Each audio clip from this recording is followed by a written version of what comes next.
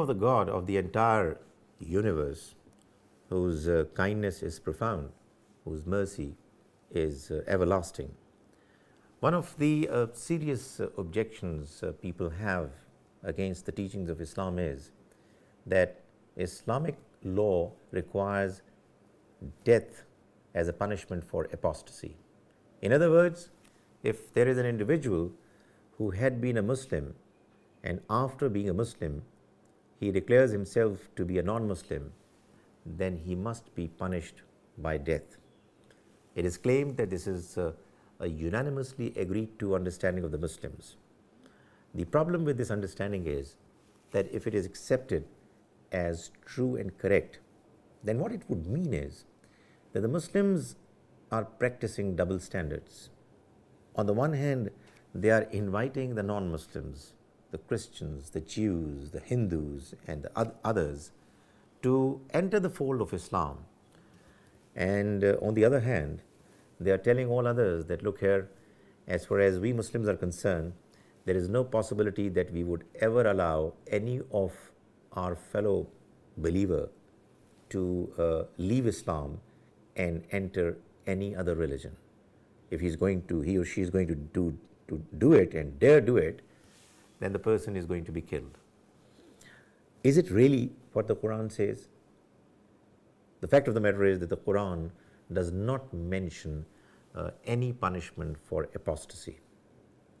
For example, in verse 54 of the 5th chapter of the Quran, Al-Mawrid, the Almighty does mention the fact that some people might actually turn their back on Islam and return to their religion of forefathers.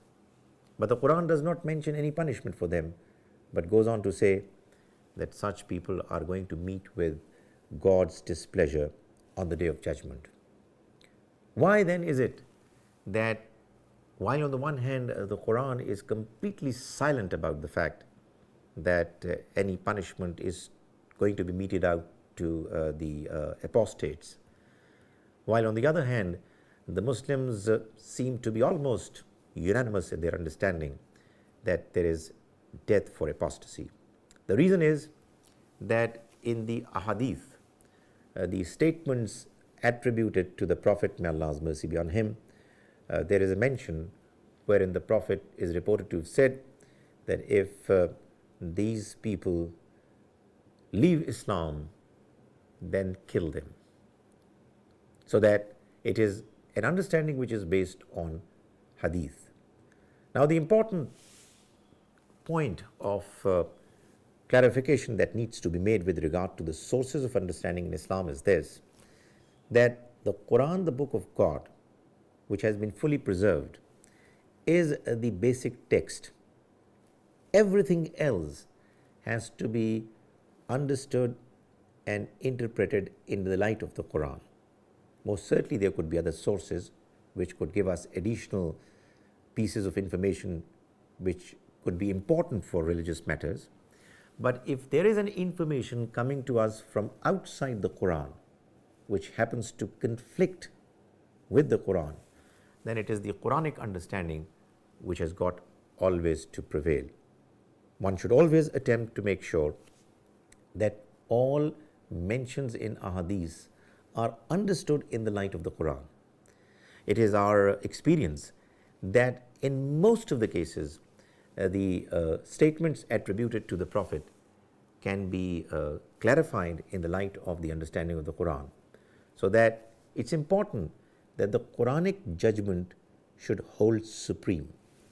Now, when we read the Quran, we know that the Quran tells us that the messengers of God, the Rasul, whose plural is Rusul, whenever they came to this world, they came with a clear understanding and mandate that if their enemies are going to persist with their enmity and rejection of God's message, sooner or later they will meet with God's punishment.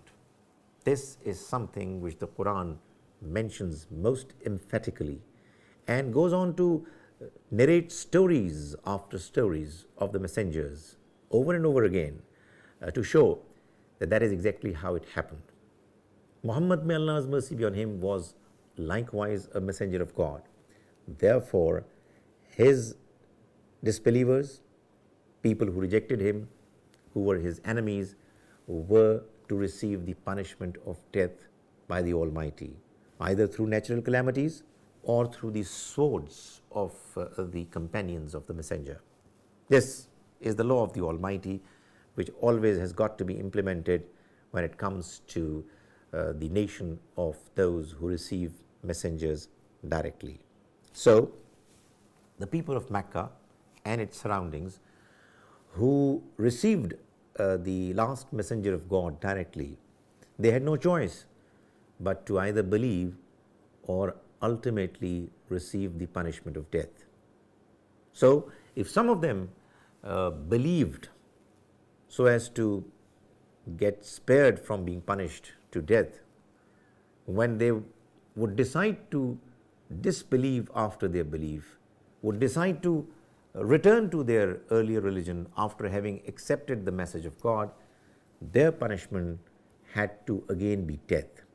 So that when we understand this hadith of the Prophet in the light of the Quran, it becomes very clear that the statement of the Prophet is true and correct, but is applicable not universally, but to the people who were the immediate addressees and recipients of the message of God coming through to them through the messenger of God. This verdict is not applicable to any peoples of the other times. This is because the Quran is absolutely clear that there are only two reasons why a person could be killed. It could either be a killer who could be killed in retribution for his act of murder, and that too can only be done by an Islamic state, not by individuals, or it could be an individual who is found guilty of causing mischief, chaos and disorder on earth. Through his mischievous acts, he is causing the life, the honor or the property of the common citizens to be endangered by his acts. These are the two categories of people who can be killed by an Islamic state after their crime has been proven by the court of law. For no other reason the Quran allows anyone to kill anyone else, and goes on to say that if somebody kills a soul, it is as if he has killed the entire mankind. Therefore, when we understand the hadith in the light of the Quran, we come to learn about the fact that the popular understanding that there is death for apostasy in Islam is as incorrect as it is popular. May God Almighty enable us to understand the proper message of Islam, and may He enable us to follow it as best as is possible.